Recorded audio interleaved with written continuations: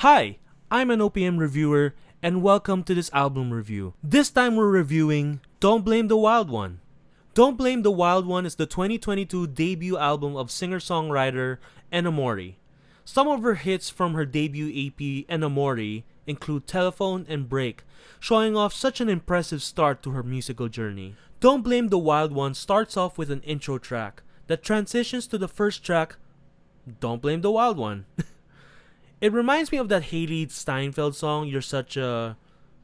That's the song. You're Such a...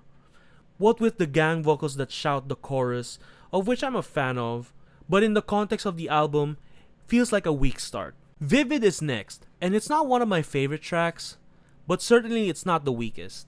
It's fun and bouncy, much like all the tracks in this album, but it just didn't grab me the way I wanted it to.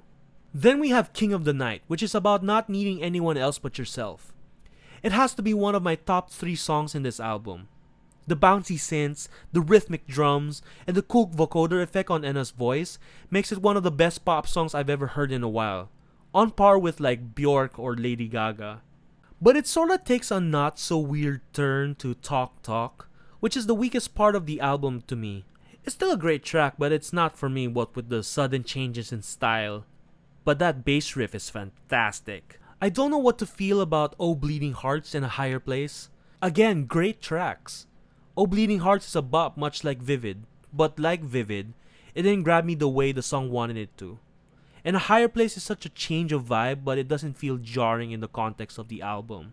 SOS is a fun track with a fantastically catchy hook, bouncy synths, and hard-hitting drums. Very fun to dance to. It feels like the album is going through its ups and downs, in the sense where one track is a bop, and the next doesn't catch my attention. And it happens again in Fall in Love. It doesn't grab my attention like King of the Night and SOS. White Room and Runaway Holiday are some of the best pop songs I've ever heard. With White Room boasting a heart-wrenching tale of how we are all enough, the vocal performance is sublime, and Runaway Holiday, much like SOS, is a bop. Feels like I'm watching a fashion show and I can imagine all the models walking on the runway strutting their stuff. The album ends though with a reimagined version of Fall in Love, and it's alright in my opinion. It's just a slower, more romantic version of the original.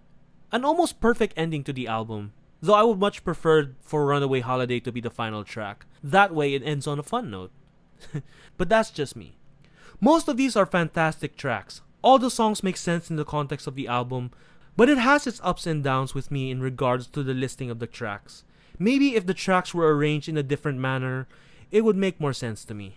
But did I enjoy this album? Absolutely! Would I recommend this to OPM listeners? Absolutely! 8 out of 10. But that's just my opinion. What do you guys think? Have you listened to the album? What are your favorite tracks? Tell me on the comments below, and I'll see you next time. Bye!